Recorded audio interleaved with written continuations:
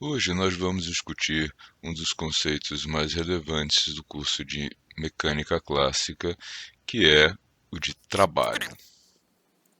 Nós já finalizamos os dois blocos de cinemática e dinâmica da partícula e hoje estamos iniciando o bloco relacionado à energia mecânica. Energia mecânica é um conceito fundamental para entender a função da área de engenharias, no geral, dentro do nosso cotidiano. Uma parte considerável dos trabalhos de engenharia são voltados a transformar energia em trabalho ou a realizar trabalho para gerar energia. Nós vemos aqui, por exemplo, uma hidrelétrica. Boa parte da energia que chega às nossas casas é proveniente deste tipo de sistema de transformação de energia. Inicialmente, acumula-se uma grande quantidade de água por meio de uma barragem. A barragem é necessária para que a água acumulada tenha uma diferença de altura bastante grande em relação à base onde vai ocorrer a transformação e a geração de energia elétrica. Por quê? Esta água precisa ter uma energia potencial. Na medida em que a água vai sendo liberada e desce, o trabalho realizado pela força gravitacional transforma a energia potencial que a água já tinha em energia cinética. E esta energia cinética, junto com a energia potencial, forma aquilo que nós chamamos de energia mecânica. No final do processo, nós veremos uma outra transformação. A água vem descendo, ganhando velocidade e perdendo altura, ou seja, ela desce perdendo energia potencial, que por meio do trabalho da força gravitacional vai sendo transformada em energia cinética de movimento. A água, então, com alta velocidade, vai passar por uma nova transformação. Ao passar pela turbina, a energia cinética da água vai ser usada para realizar o trabalho de girar a turbina. Então, uma nova transformação em que a energia cinética de movimento da água vai ser transformada em energia cinética de rotação da turbina. E este movimento da turbina vai ser responsável por gerar energia elétrica a partir de um sistema de indução eletromagnética. Infelizmente, não é possível transformar toda a energia cinética da água em energia de rotação da turbina. Por isso, a água ainda segue com alta temperatura e alta velocidade até o final do movimento. Aqui nós vemos um outro exemplo, um pouco mais antigo, que marcou a primeira revolução industrial, quando as máquinas eram a vapor. Como funciona um mecanismo como este aqui de uma locomotiva a vapor? Nós temos aqui uma área onde entra um vapor a alta temperatura. A pressão deste vapor, que busca sempre expandir e ocupar um volume maior, empurra este pistão, que por meio de um mecanismo de pistões articulados vai fazer com que a roda gire.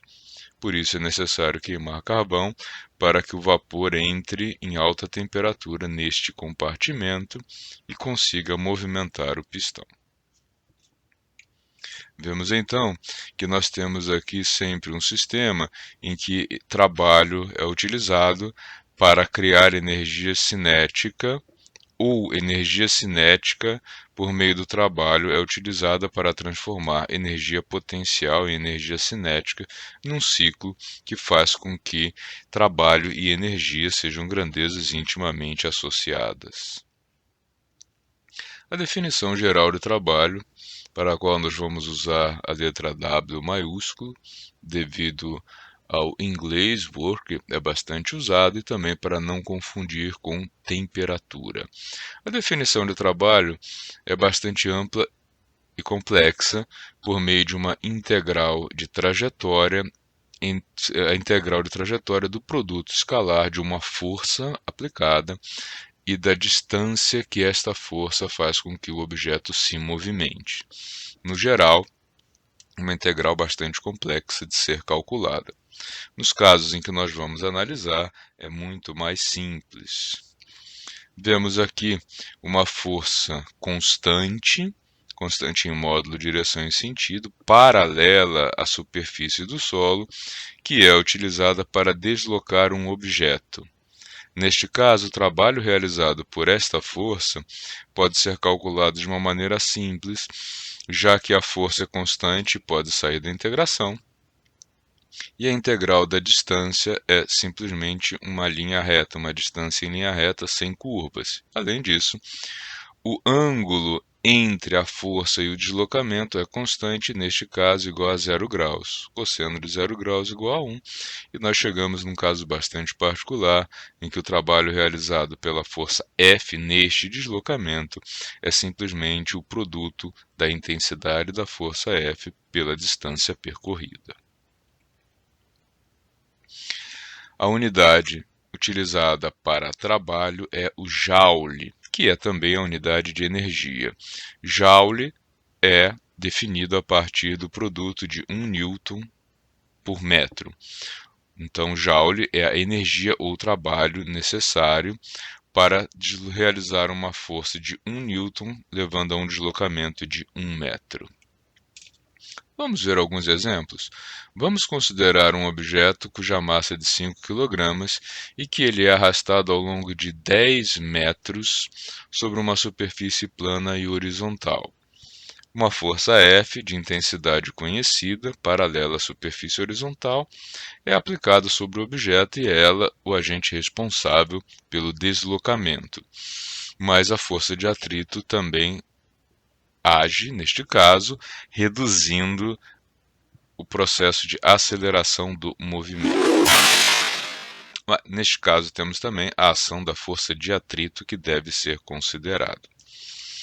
Podemos calcular a ação, o trabalho realizado por cada uma dessas forças de maneira isolada. Primeiro vamos identificar as forças. Neste caso, o objeto está sujeito à força-peso, que puxa para o centro da Terra, a força normal da superfície sobre o objeto, que o empurra para cima, a força aplicada que vai colocá-lo em movimento e a força de atrito que se opõe, como sempre, ao movimento.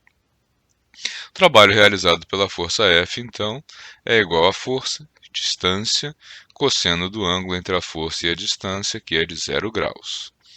O trabalho realizado pela força de atrito é igual à força de atrito, a mesma distância, mais cosseno de 180 graus, já que a força de atrito ela tem um sentido oposto ao deslocamento, formando, portanto, um ângulo de 180 graus em relação ao deslocamento.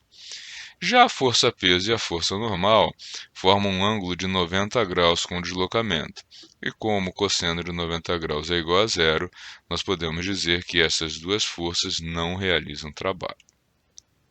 O trabalho total realizado sobre esse objeto, então, é a soma dos trabalhos devidos às forças F e força de atrito. Utilizando o nosso modelo para força de atrito entre superfícies sólidas, nós chegamos ao resultado que o trabalho total é igual à intensidade da força F aplicada menos a intensidade da força de atrito, neste caso igual ao coeficiente de atrito vezes o peso do objeto, e tudo isso entre parênteses vezes a distância aplicada. Considerando os dados fornecidos no enunciado, nós temos que o trabalho para deslocar o objeto de A a B é igual a 80 newtons da força aplicada, menos 20 newtons da força de atrito, perfazendo então 60 newtons de força resultante vezes 10 metros de deslocamento, totalizando 600 joules de trabalho. Um exemplo em que um objeto é abandonado a partir do repouso e cai em direção à Terra sob a ação da força-peso, se nós considerarmos um objeto cuja massa é de 2 kg e que ele cai de uma altura de 45 metros, nós podemos calcular o trabalho realizado sobre este objeto. Vejamos. O objeto está aqui a 45 metros inicialmente. A única força que vai atuar sobre ele é a força-peso, se nós pudermos desprezar a força de atrito, como é o caso aqui neste exemplo, nós temos então que o peso aponta para baixo, assim como a distância a ser percorrida aponta para baixo, fazendo então um ângulo de 0 graus, portanto um cosseno de zero que é igual a 1. A força-peso é o produto da massa do objeto vezes a aceleração gravitacional terrestre. Utilizando os dados enunciados, nós temos então 2 kg de massa, 10 metros por segundo ao quadrado da aceleração gravitacional terrestre e os 45 metros de deslocamento. Portanto, o trabalho que será realizado pela força-peso sobre este objeto é de 900 joules. Um exemplo em que um objeto, ao invés de ser abandonado, ele é lançado para cima com uma velocidade de 30 metros por segundo. O objeto vai subir até parar devido à ação da força-peso. Observem que, neste caso, o objeto se desloca para cima e a força-peso aponta para baixo. Temos, portanto, um ângulo de 180 graus entre a força-peso e o deslocamento do objeto. Nesse caso, nós dizemos que a força atua contra o deslocamento. O peso do objeto de 2 kg multiplicado pela aceleração gravitacional terrestre pelo deslocamento de 45 metros nessa subida, né? Nós calculamos aqui o deslocamento sabendo que esse deslocamento ocorreu ao longo de 3 segundos de movimento. Utilizamos a equação de Torricelli para fazer esse cálculo. Então, nós temos que o trabalho devido à força gravitacional é de menos 900 joules. O sinal de menos indicando que o trabalho foi contrário ao deslocamento, já que a força-peso aponta para baixo e o objeto seguia para cima. Com estes exemplos, nós podemos passar a alguns exercícios de fixação para que vocês verifiquem se têm ou não ainda dúvidas sobre o conceito de trabalho.